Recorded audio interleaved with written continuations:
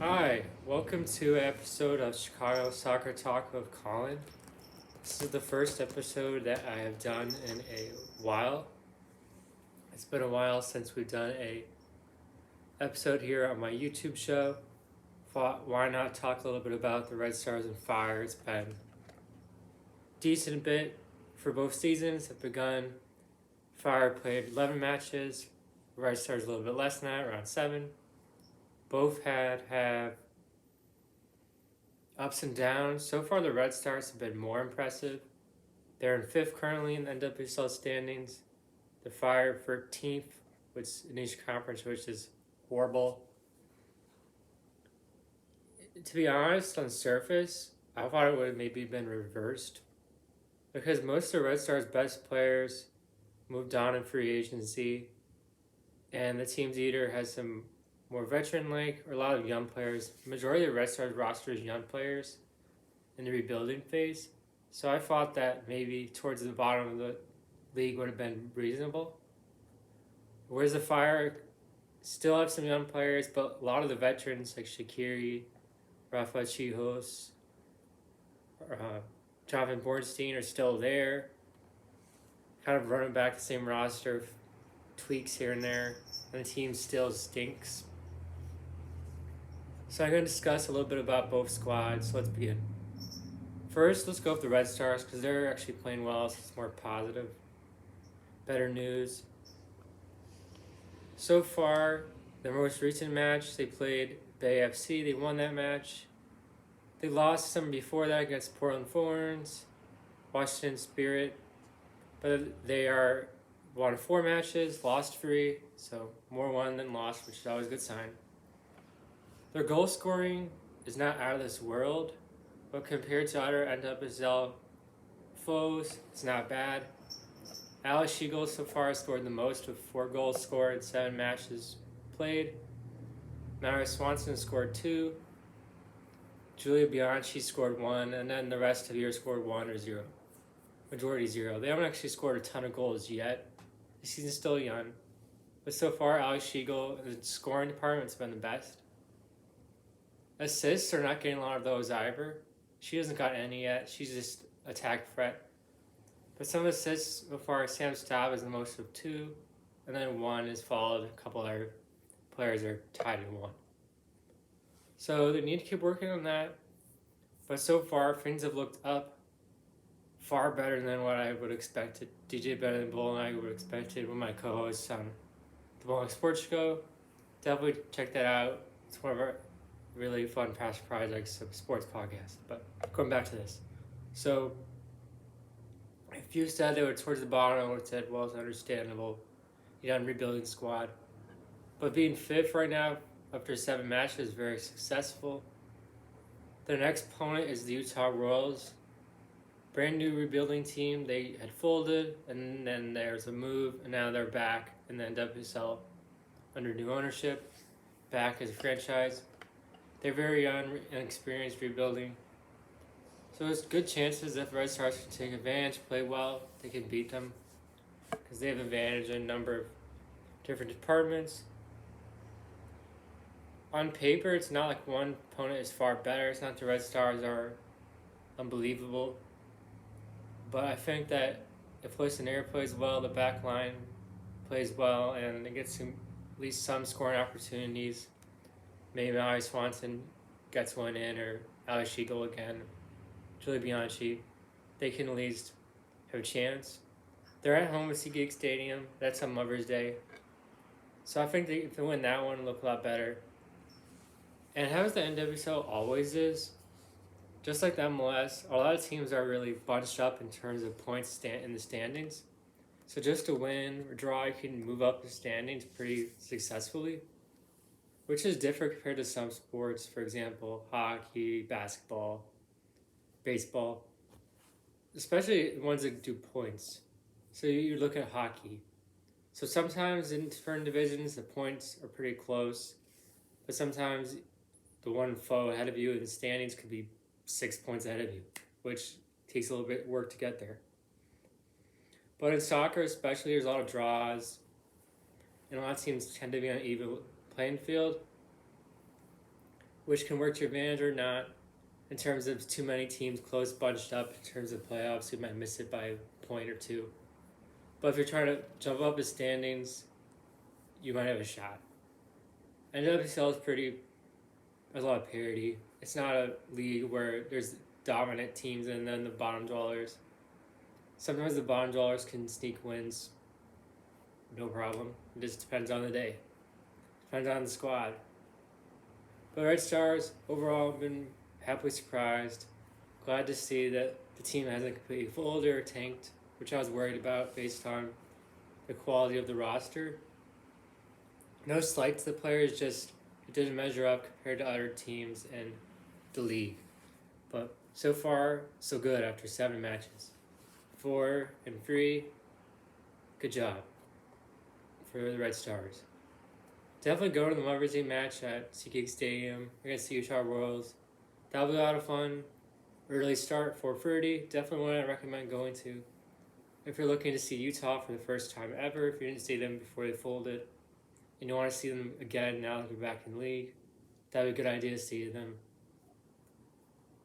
And both teams are similar in terms of talent.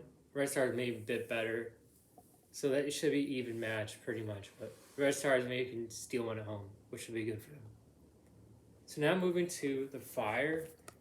This is where, in fear, I could rant and rave and scream and yell and throw a tantrum. Do I want to do that?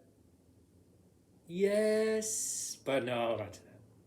So, the Fire have been a disaster. And can I sit here and say that I expected a 7th place finish in the Eastern Conference? Like, oh boy, are we getting a locked up playoff spot? Did I see the Fire coming out of the woodworks, coming out from the Underdark in Baldur's Gate or Shadowland type thing?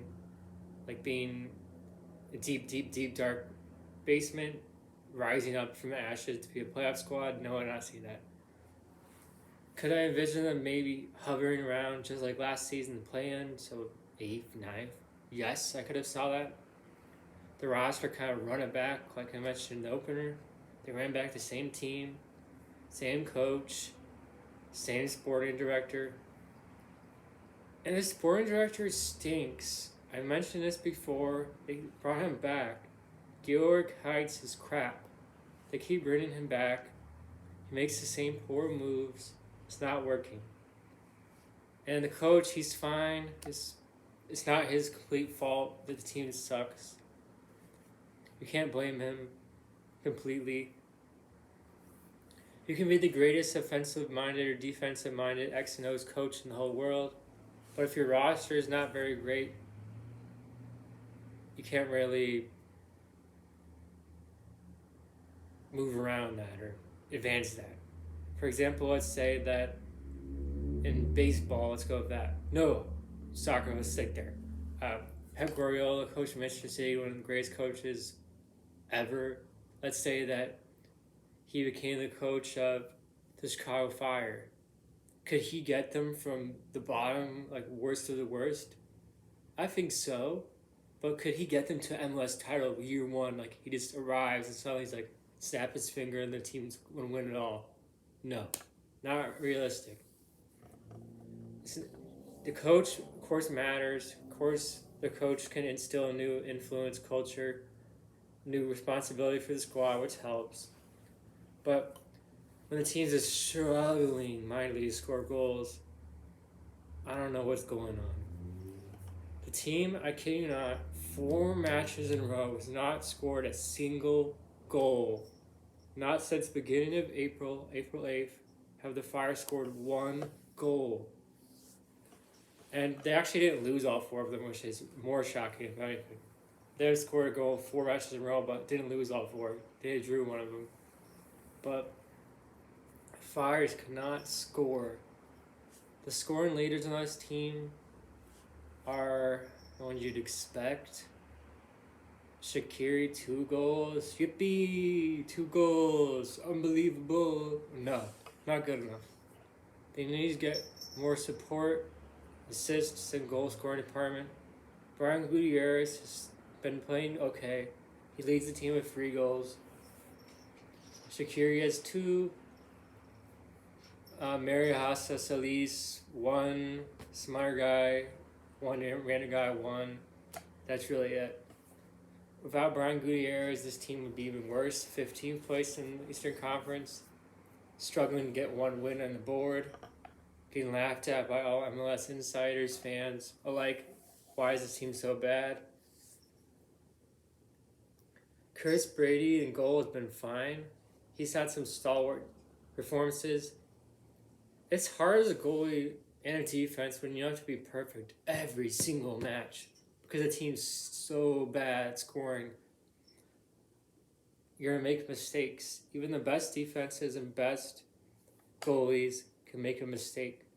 If you feel like you have to give it 100% perfect performance every single match, some issues are going to arise, leading to goals. Then the team will fail. It's kind of like the adage in sports. In football is a good example. When, let's say, the offense is struggling in a certain game mightily.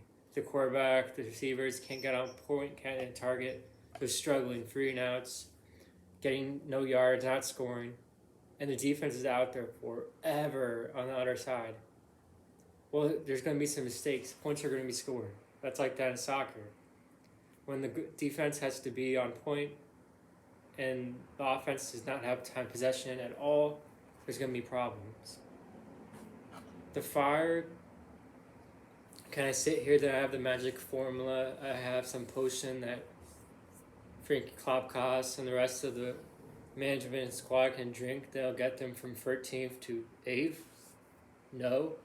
If I was able to have that magic power or like spell, I would be management in NWSL, MLS.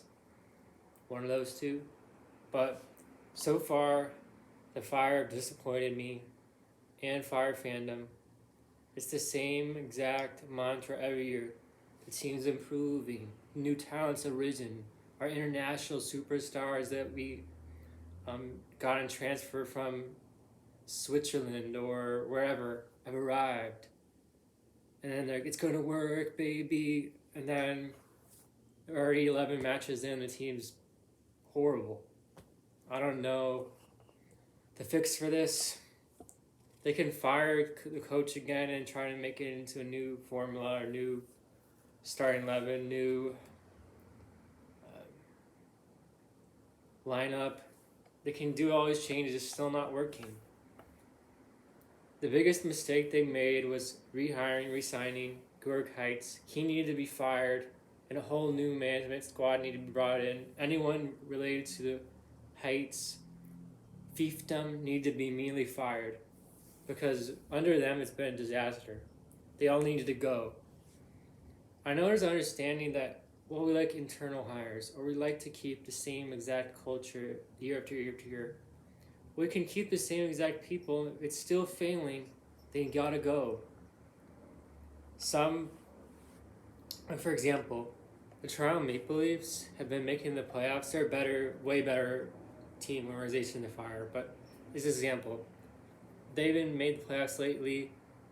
They keep losing in the first round. They've had playoff success, not really at all. They just keep losing, but regular season success, they keep the coaches pretty long time, and they had the same exact president for over 10 years.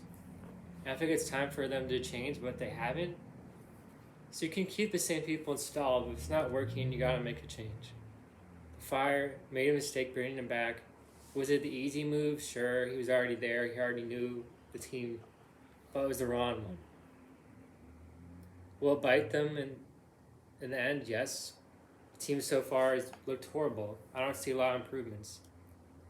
Unless a whole new system has arisen, a whole new talent suddenly arrives off a bus or a plane, the team's still going to be 13th or worse after the season, and very disappointing. I remember I read an article a while ago. It was actually from my mom. She sent it. Very appreciative of it. It was talking about the Fire need to be folded, like a new franchise need to be started because the team's a disaster. On surface, you say that's ridiculous. I actually read the article. I forget what source it was from, but it was well written and well discussed. maybe the team's is too far gone, the organization's too polluted, too poisoned. There's nothing that could be done to fix it. The Fire have not made the playoffs in a long time. Has it been 10 years? I don't know. It's been a long time. It's not working. Sorry that I have to discuss negative, downer, talking much for the Fire, whereas the Red Stars more positive. I was kind of excited about the direction the team's gone so far early on, where the Fire had just been horrible. Last season, at least the squad, I said, we almost made the Eastern Conference playoffs as a playing team, baby. We almost made it. Like, that's not very impressive, but at least, like, they tried. This team just looks like they're stuck in park. They can't get out of their own way. The goals have dried up completely. And some of the games they've kept it close, like 1-0, 2-0, but still it's not working. And I don't know what's going to happen soon, but I hope some major changes happen that actually shake up the organization, shake up the players. Because they can make transfers and they can bring in players from Switzerland again. But they need to actually bring in young talent or experienced talent from the MLS, because I'm tired of all these international moves. They keep getting players from international and they're like, they play in a certain system in Europe, certain system in South America, it'll totally translate to completely to the MLS, and then it doesn't. They need to get talent from MLS pipelines, academies in the United States, or Mexico, around there, or Canada, and to play in the MLS system, and start developing them instead of paying big money, big bucks for international players that aren't working out. So that's my speech for the Fire. They've been a problem. They completely blew up. And am I shocked? Not really. Am I surprised? A bit. Am I disappointed? Of course. So that's it for this episode of Chicago Soccer Talk with Collin. Positive news for Red Stars. Opposite for the Fire. Thank you. Enjoy your week. See you next time. Thank you for being fans of the show. I greatly appreciate it.